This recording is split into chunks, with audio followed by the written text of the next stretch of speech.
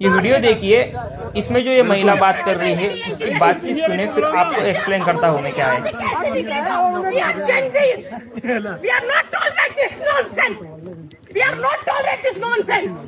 आप लोग मुझे बताओ, आप बैठोगे या नहीं बैठोगे? चलो चलो कैसे रोकेंगे? 5 घंटे हो गए, निकालो सब लोग गाड़ी और चलो। वो कश्मीर एयरपोर्ट पे नहीं उतरे।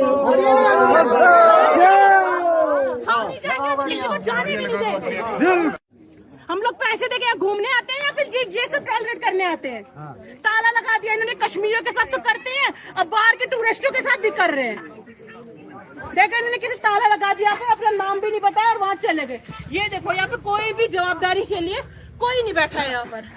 आपने जो ये वीडियो देख ली और इसमें जो ये महिला देख रही है, ये कहती है कि वी आर जेंजीज और हमें यहाँ पर 5 घंटे से क्यों रोका गया है। अब इसके पीछे का मामला कुछ इस तरह का है कि ये जो क्षेत्र है ये कारगिल का क्षेत्र है और आप सबको पता है कि कारगिल का क्षेत्र जो है वो पूरी तरह से सेंसिटिव क्षेत्र है। यहाँ पर कभी भी कोई भी हमले हो सकते हैं और यहाँ पर इसी कारण से जो है ये पाकिस्तान के करीब होने के कारण, यानी पीओके के करीब होने के कारण यहाँ पर जो है काफी हद तक मिलिट्री डिप्लॉय होती है।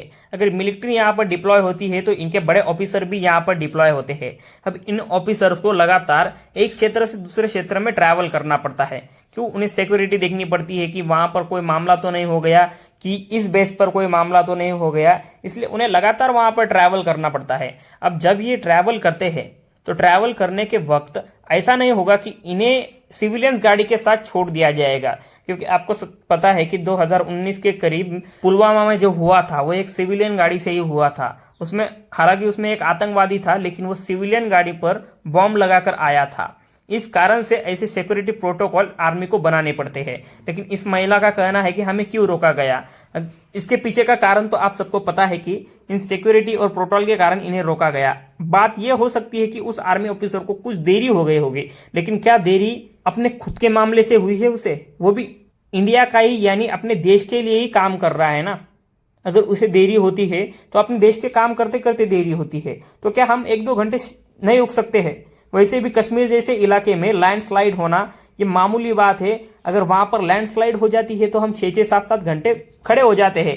जब तक आगे कोई मामला सॉल्व नहीं करता है तब तक हम आगे निकल भी नहीं सकते हैं। और वो मामला कौन सॉल्व करता है लैंडस्लाइड का? वो पूरा मामला जरूरत पड़ने पर आर्मी आगे आती है, तब इन्हें दिक्कत नहीं होती है, तब इनका टाइम वेस्ट नहीं होता है। लेकिन जैसे इस चीज पर आ जाती है बात कि आर्मी ऑफिसर ने इन्हें रोका, तो यहाँ पर इन्हें दिक्कत होने लग जाती है। वैसे भी आपको बता दें कि इस महिला ने जो कहा कि कश्मीर को इन्होंने लॉक कर रखा था, कश्मीर के लोगों को, तो पहले इस महिला को मैं कहना चाहता हूं कि आप हिस्ट्री पढ़िए, फिर आपको पता चलेगा कि कश्मीर कब लॉक था और कब लॉक नहीं था। अगर कश्मीर लॉक होता तो आप वहां पर जाकर इस तरह बातचीत नहीं कर सकती थी, वहां पर फोन उठाकर इस तरह बातचीत नहीं कर सकती थी। वो जो सामने आपके सामने ऑफिसर दिख रहे हैं, 6-6, 7-7 महीने हो गए वो अपने घर नहीं गए हैं वहां से।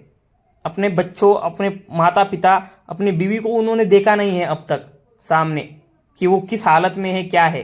क्यों? क्योंकि आपके सिक्योरिटी के लिए वहां पर खड़े हैं। वो कश्मीर लॉक है ना, इसलिए आप वहां पर गए हो और आपको लॉक कर रखा है उन्होंने। ये चीज का अगर आपको धैर्य नहीं है कि आप कुछ देर वहां पर खड़े हो सकते हो, तो आप वहां पर जाइए नहीं ना, जाना ही नहीं है आपको। आपके पास पासपोर्ट है, सब है, पासपोर्ट लीजिए, दूसरे देश जाइए, वहां पर घूमिए, कश्मीर जैसा इलाका देखिए और वापिस आइए, अगर आपको दिक्कत हो रही है तो। वैसे आपको इस बात पर क्या लगता है वो आप कमेंट में बता सकते हो, लेकिन ये जो बात है पूरी तरह से गलत है, क्योंकि यही आर्मी ऑफिसर बॉर्डर पर खड़े होते हैं और बॉर्डर पर 24-24 घंटे खड़े होते हैं। कई बार ऐसा हो जाता है कि कुछ सिचुएशन के चलते हुए इन्हें खाना नहीं मिलता है, पानी नहीं मिलता है, तो भी ये नहीं सोचते हैं कि अब मैं यहाँ से वापस हट जाता हूँ, मैं अपने बेस पर जाता हूँ, वहां पर मुझे खाना पीना मिलेगा। ये वहां पर इसलिए खड़े हैं कि हमारा देश सिक्योर रहे।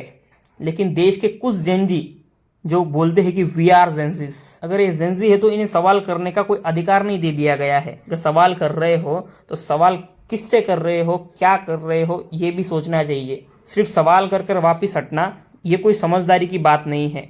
उस सवाल के पीछे एक्सप्लेनेशन भी देना चाहिए हमें कि आखिरकार क्या है वो मामला, या सिर्फ हम सवाल ही पूछते रहेंगे। वैसे मैं भी जेंजी हूँ, लेकिन इस तरह का जेंजी नहीं हूँ कि कुछ हो गया तो वहां पर एक झंडा फहरा दो कि वी आर जेंजीज और बाकी सब चीजें करेक्ट हो जाएगी, फिर वो गलत हो या कुछ भी हो, सिर्फ बोल दो वी आर जेंजीज। आज की जेंजी जो है वो कुछ इस तरह है कि वो कुछ बोलते हैं और कुछ कर डालते हैं। जैसे कि कहते हैं कि हमें स्वच्छ भारत इंडिया बनाना है, यानी इंडिया को स्वच्छ बनाना है, और दो दोस्त होते हैं और वो खड़े होकर बोलते हैं कि अब हम जो है पूरा कचरा ऐसे फैलाएंगे नहीं, जो हम कचरा करते हैं उन्हें डस्टबिन में डालेंगे। और वो जब अलग होते हैं, शाम को एक दोस्त चाय पीता है तो ये नहीं सोचता है कि हमें इसे डस्टबिन में डालना होगा कचरा, वो वहीं पर रास्ता पर फेंक देता है।